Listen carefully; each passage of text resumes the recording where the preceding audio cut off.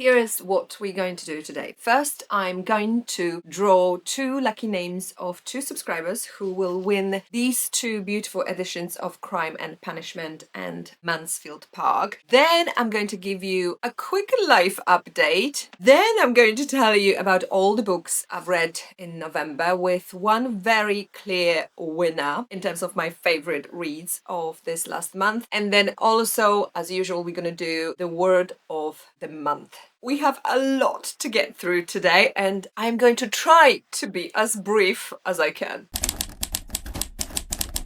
Hello and welcome or welcome back to my channel. I do hope that your November and beginning of December have been slightly less crazy and less busy than mine. More on that in a minute. First, let's jump into finding out who is the winner of my book giveaway. So last night I basically printed all of your comments that I asked you to provide under my, I think it was October reading wrap up, when I asked you to answer the question, what is the one book that you think everyone should read? Thank you so much for all the wonderful recommendations and titles. I have written them all down, and in fact I might share them with you one day as a separate video, because they are all very interesting and some of them are very well-known titles, but some of them are actually books I've never heard about. So in one hand I have all the comments from the subscribers outside Europe, and then in this hand I've got all the comments from the subscribers in the UK and in Europe. Apparently I definitely have more subscribers from outside Europe. A lot of you are watching my channel from the US. Thank you very much for being here, to all of you. Isn't it a wonderful thing that we can connect in this way through our love of books? So first winner is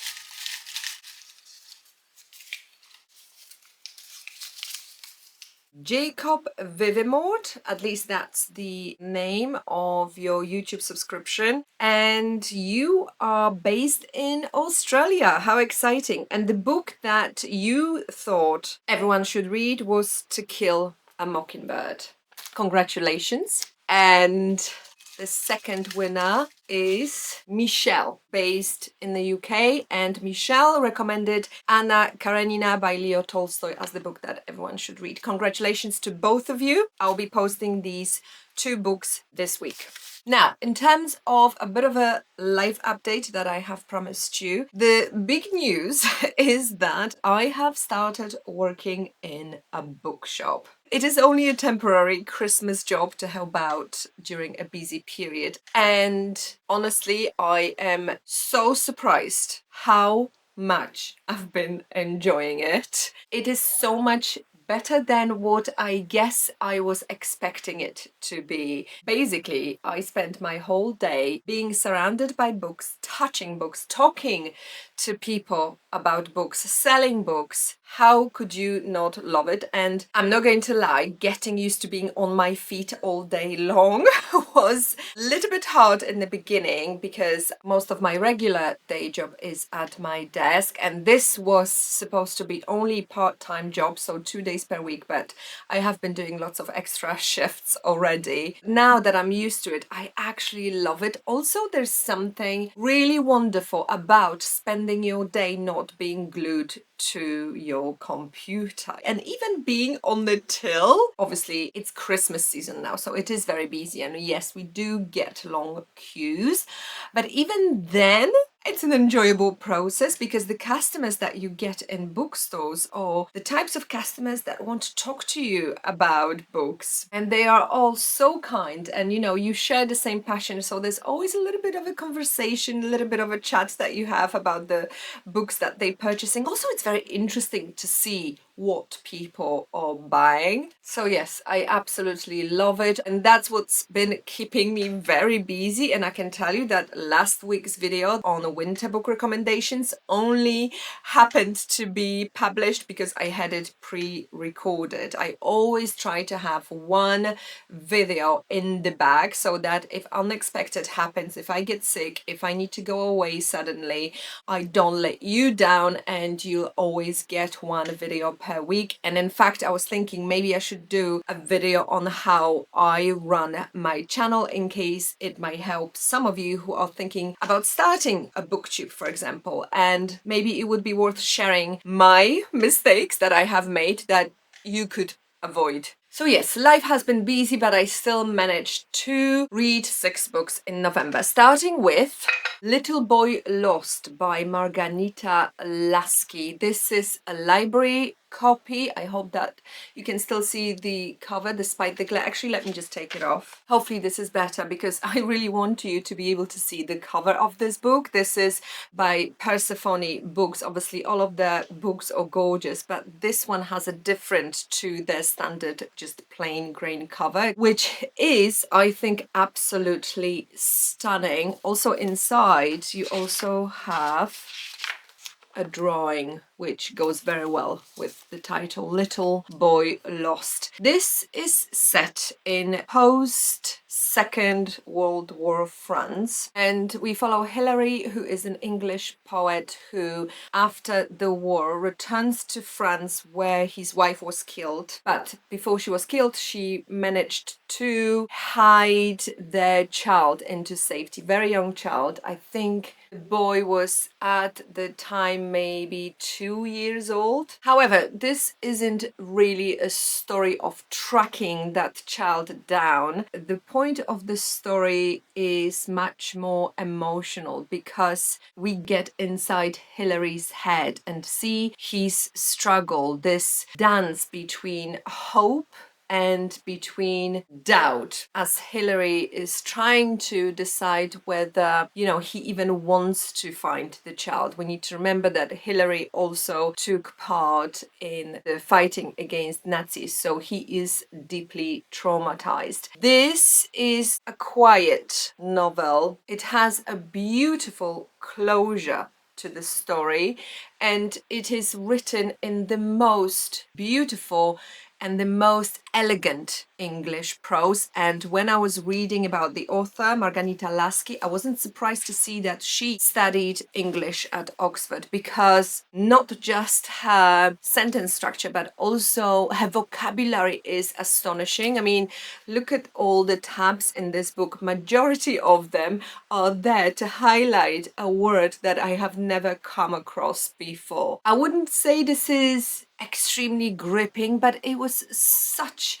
a pleasant experience to read this, and I think I will be checking out more books by Marghanita Laski. I think she does have more. I've never heard of her before, so it was a wonderful discovery. Again, one of those random finds when you're in the local library and you just like the cover of the book, you pick it up, and then it turns out it's a great book. So yes, I highly recommend this one. After that, I read Trespasses by Louise Kennedy. This was shortlisted, I think, or longlisted, maybe shortlisted at some point for Women's Prize for Fiction. And I did have a copy of this book given to me by my friend for my birthday a few years back, but I lost it during a house move. And recently, because I've heard that there will be a TV adaptation or movie adaptation with Gillian Anderson based on this book, and I very much trust Gillian Anderson's judgment when it comes to picking her acting roles, because she has a very good taste. I can't wait to watch it. I thought, oh, I need to read this one. Also,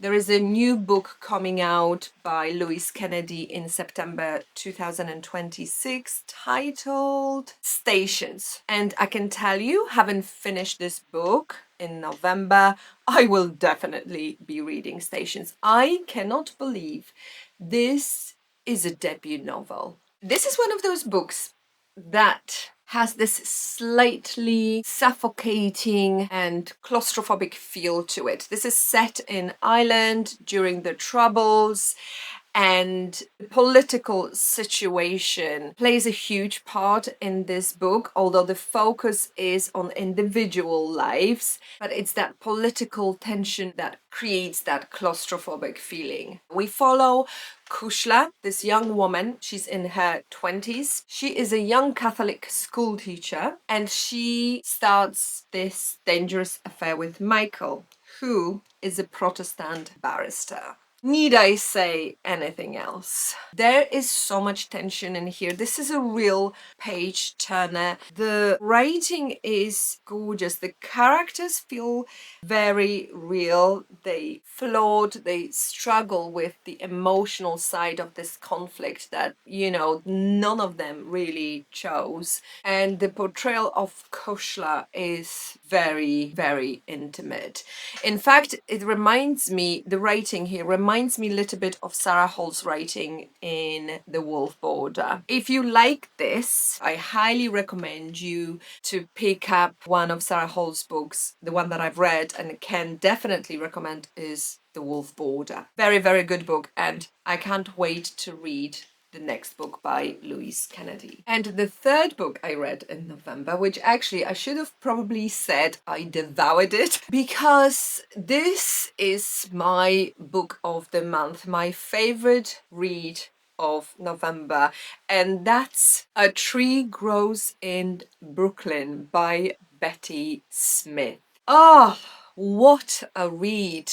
I am so grateful for the recommendation that I think was given to me by Mariana, who is one of my subscribers, but also she runs her own channel. She's based in Spain and she is running her channel in Spanish. So if you are a native Spanish speaking person, then please check her out, because Mariana and I have a very similar book taste. But this one just took me by surprise. I think initially I was a little bit struggling to get into it, and then I was completely hooked. I don't have a copy because I read it on my e-reader. I always have one book on my e-reader that I read in the evenings just before going to bed, and with this one I was staying up quite a few times for way too long to read a few more pages. So in this book, which is an American classic by now, I guess, it was written in the 60s. The book is set in the very early 20th century. I think it starts at around 1910. And we follow a story of one family through the eyes of Francie Nolan, who is this young, very bright girl. She has a brother, and her half of the family has Austrian and the other half has Irish background. This is one of those books that is so immersive, and it achieves something that I think is very difficult to achieve, because on one hand it's very tender and nostalgic, but I wouldn't call it sentimental. It's not sentimental at all. The way writing is done in there, it's almost very much matter of fact sometimes. Oh, it's just absolutely gorgeous. I think if you enjoyed reading To Kill a Mockingbird, this is quite similar, although in To Kill a Mockingbird, I think the focus is more on political and societal aspects of that time, but here you just genuinely follow a story of one family with some very strong female characters. There are a very few men in that story that are written in, I don't want to say sympathetic way, but in a strong way, if you know what I mean. This book covers so many themes and does it so well. We've got poverty and resilience. We've got empowerment of education. We've got finding joy in little things. We also have family loyalty in there. And yeah, also the American immigrant dream, definitely. This book also very well emphasizes how upward mobility in a society doesn't come through big miracles, but it comes through all these little painstaking steps that need to be taken on a regular basis. And I think that is true to so many things in life. This book makes you think about this concept of instant gratification and how really the things that are worth having in life you need to earn with hard work. Absolutely amazing book. Also, I think this book would be a great gift to probably especially female readers in your family. So your mom, your aunt, your sister, your grandmother. I guarantee you 100% that they will enjoy it. So after that pretty much uplifting read, I picked up another book from a library, which was Human Acts by Kang. Obviously, I have heard of this author. I think you'd have to be living under the rock to not to have heard of her. She's the International Booker Prize winner. This follows 1980 Gwangju uprising in Korea, and this is a very much devastating read. Devastating and actually quite shocking. I had no idea that these sort of atrocities and tortures took place in the modern Korea. Very educational read, and I do appreciate when a book teaches me something extremely haunting. If you're gonna pick up this book, you need to make sure that you're in a resilient state of mind. This is an important book and probably everyone should read it. However, I warn you, this is anything but a light-hearted read. So this novel is told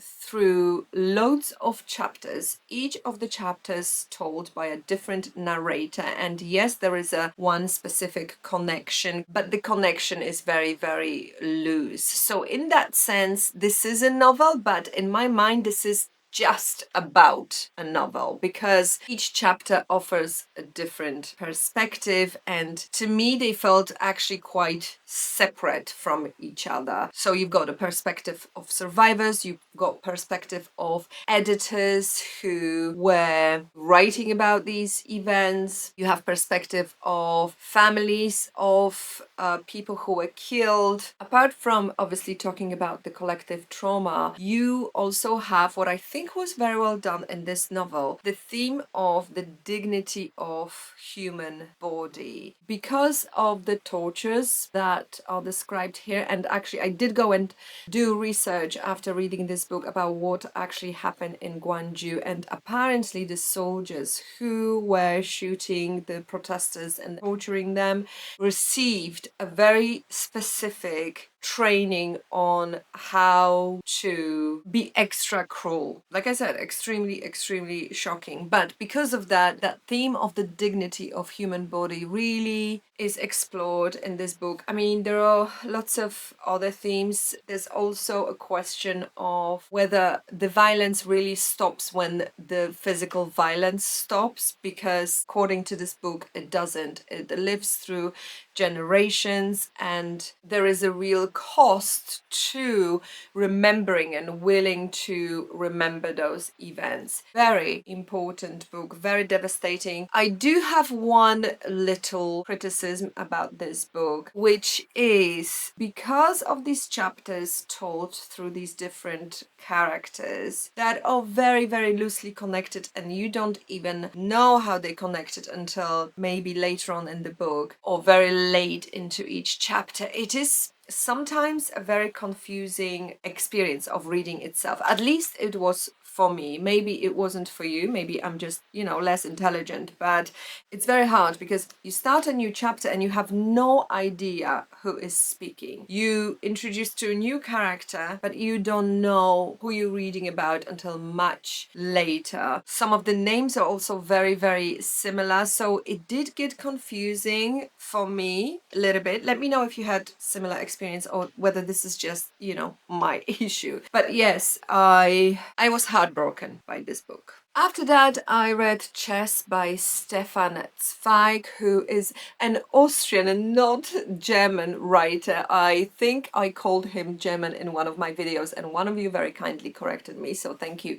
He was Austrian, and actually let me tell you a little bit about him in case you've never heard of him. He lived most of his life in Vienna, and in 1920s and 1930s he was extremely popular writer, but in in 1934, he emigrated to first England, then US, and eventually he ended up settling in Brazil. This is because he was of Jewish descendants, and obviously he was aware of Nazi party's rise in Germany and that, Europe was becoming a dangerous place for him to live. In 1942, he and his wife together committed suicide because he became extremely disillusioned with the world and really despairing about the future. Not surprisingly, this is 1942, the middle of the Second World War. This little novella was written shortly before his death. Some say that actually this was written based on his trip from the US to Brazil, because the action of this novella happens on a ship. This was very, very well done. I enjoyed it immensely. I think also if you're a chess player, you will enjoy it so much more. You don't have to be a chess player to read it, but I think it helps. I play chess. By no means good. This is a game that we played as children back in the 1980s in the communist Poland because there was nothing else to do. My grandfather was a great chess player and he taught me and my two brothers, and we were always working very hard to win at least one game with him, which never happened. He never let us win. But yes, whenever I think about chess playing, I think about my grandfather. So what happens in this little novella, just to give you a little idea on the setting of the story, is we have this great chess champion who is traveling on this ship, and the narrator meets him and manages to have a game of chess with him, but they joined by a third observant who clearly has great chess skills, and there is a reason why he has these great chess skills, which we finding out a little bit later through him telling the story to the narrator, one of the passengers on this ship. It's a very interesting story. I don't want to tell you anymore because obviously this is a short novella, so I'll be giving away too much. You can probably read this in a couple of hours. It's only 85 pages, so go ahead and grab it because the writing is very good. He wrote many other things. I'll definitely be reading his other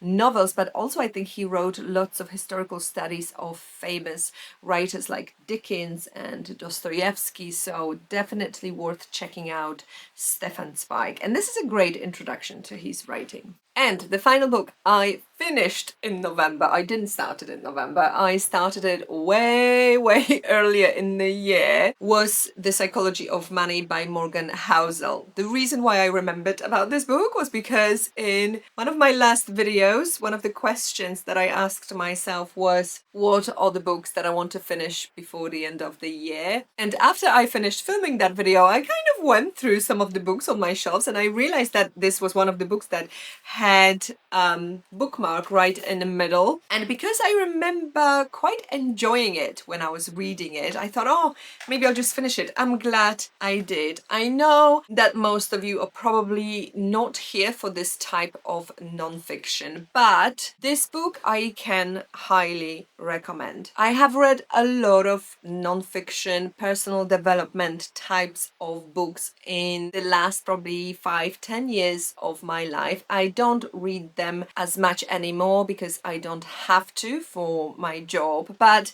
this one I think it would be very useful for anyone to read, and especially for the young people in your life, because if they read this, they're gonna have the advantage of setting themselves up for success when it comes to managing money. And actually my 14-year-old son read it, and he even gave this book to one of his school friends for their birthday. Honestly, this is written in an extremely accessible language. It is called The Psychology of Money because it's not simply about how you should be managing your money, but it's a very brief overview of the history of how our relationship with money has evolved over the years and how the economic circumstances have changed over the years. It is a little bit US centric, but actually it doesn't really matter because the US financial history here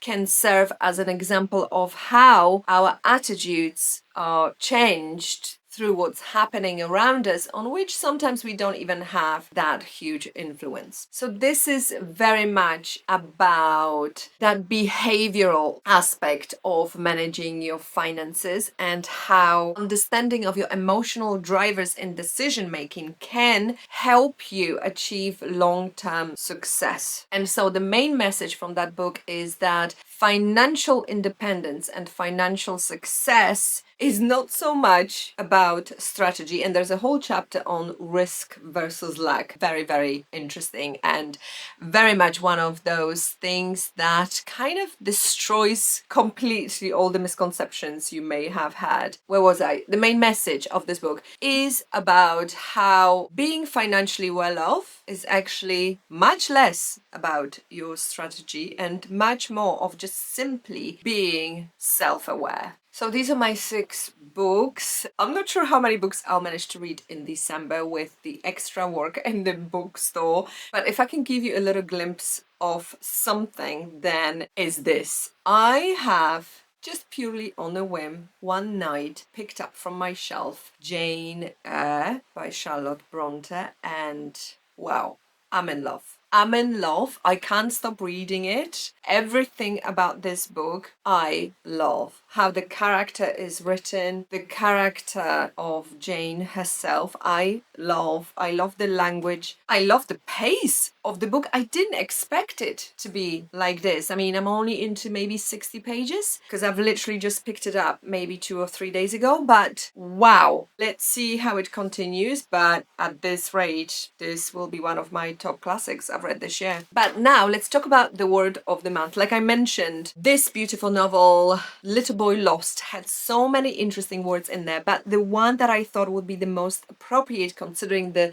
theme of the book, and actually probably also the most unusual, I have never heard anyone using it and I've never seen it in any of the books, is the word expiation, which we see on page 78 of this book. Now, Oxford Dictionary says that expiation is the act of making amends or reparation for guilt or wrongdoing, atonement. And then the Cambridge Dictionary has probably a little bit simpler explanation because it says that expiation is the act of showing that you are sorry for bad behavior by doing something or accepting punishment. And a couple of examples of sentences using that word are: he would never find expiation for his guilt, or history tells us that the most predictable response to disaster is a need for expiation and revenge. Before we wrap up, I just wanted to say I hope your Christmas preparations are going well. I don't know about you, but for me, Christmas always feels like a bit of a project on top of all the usual jobs that you have to do. There's so much to do